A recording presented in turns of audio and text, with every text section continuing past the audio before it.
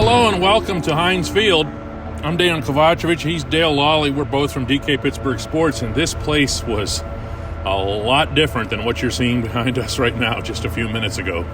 It really was, and a fitting tribute to Ben Roethlisberger's career. I can't remember seeing anything like that, anything that I've covered. It just, the game, the chanting before as he came out onto the field. Dale, they were making up chants on the go. Yeah. I mean, it was not like any Steelers atmosphere that I've covered either. And we're talking about playoffs and AFC championship games. Now, understand, there's a difference.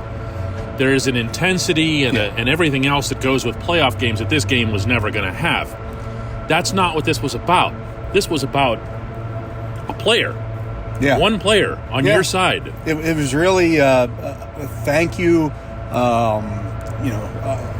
almost a love affair for everything, and appreciation of everything that he's done and accomplished over the course of his career.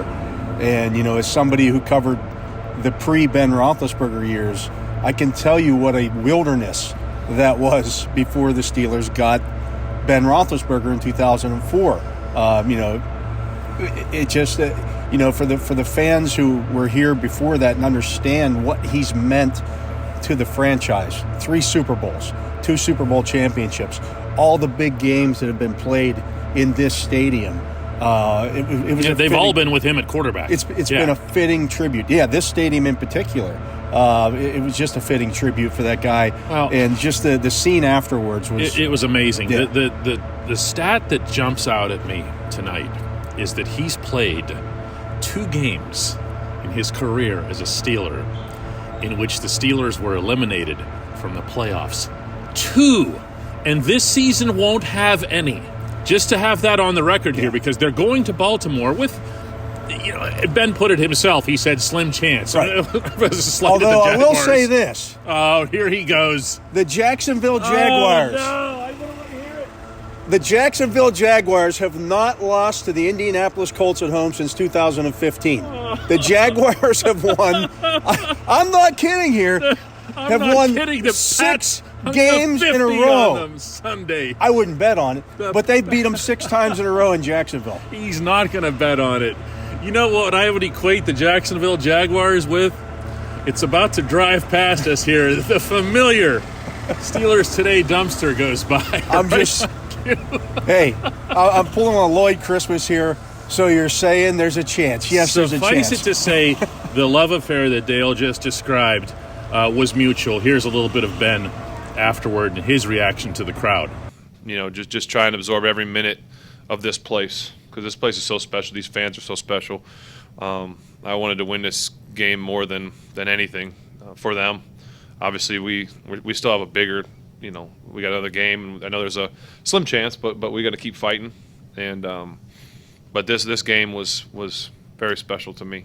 Dale, I got to say, one of the remarks that moved me the most downstairs outside the locker room, and there were obviously a lot. Okay, when Ben started,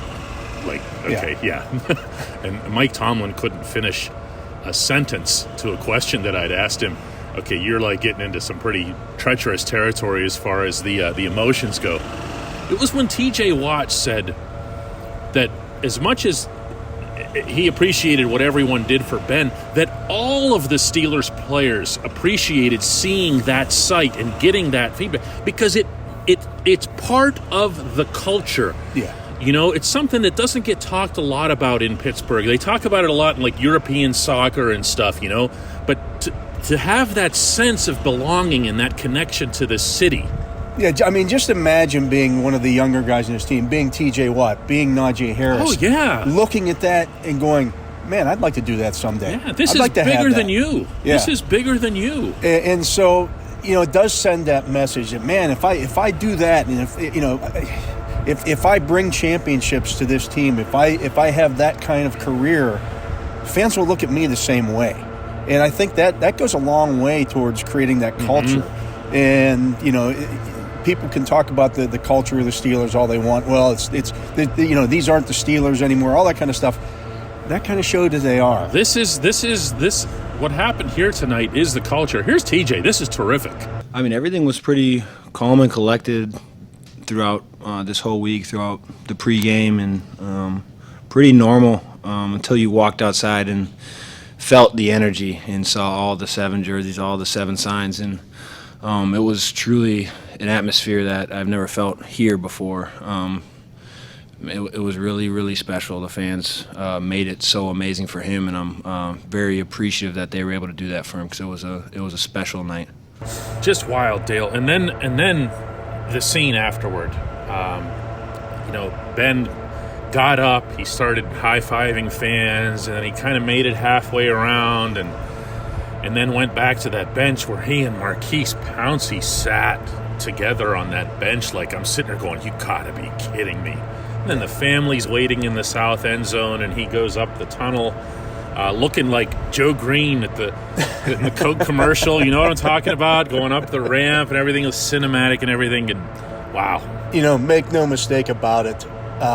You mentioned the bench. When Maurkice Pouncey and Ben Roethlisberger are sitting on that bench last year after the playoff loss to the Browns, and he decides he's coming back, what happened out there tonight was what he came back for.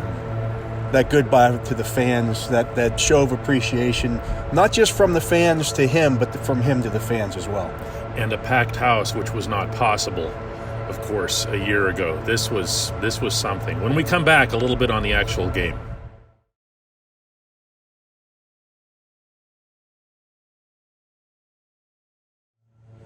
Welcome back. He's Dale Lolley. I'm Dejan Kovacevic, and we have some real deep, cogent analysis to offer on this game, such as the Browns. How did they even win? What, they win 7 games? How they did got they 7 do that? wins. How did they do that? That was a train wreck out there. Yeah, I mean, That's a team. Credit the Steelers. That's a team that was all in this season. Yeah. That's a team that we spent all this money, $50 million on the offensive line that can't block. They can't pass block anybody. No, and if they could, the quarterback would still find a way to run into a sack. Yeah, it was bad.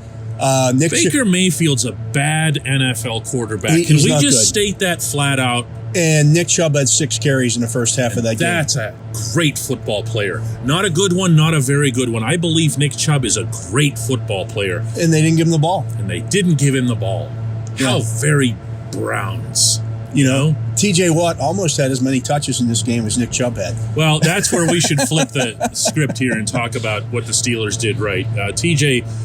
with 4 sacks. Let's see if I can get all this right. 3 tackles for losses, 2 pass breakups. I believe 5 quarterback hits. And a partridge in a pear tree. TJ was unbelievable. And Dale, I got to tell you, I enjoyed, maybe more than anything, watching him on the same field with Myles Garrett making it. I'm going to do this to you here. This is the Myles Garrett tackle attempt.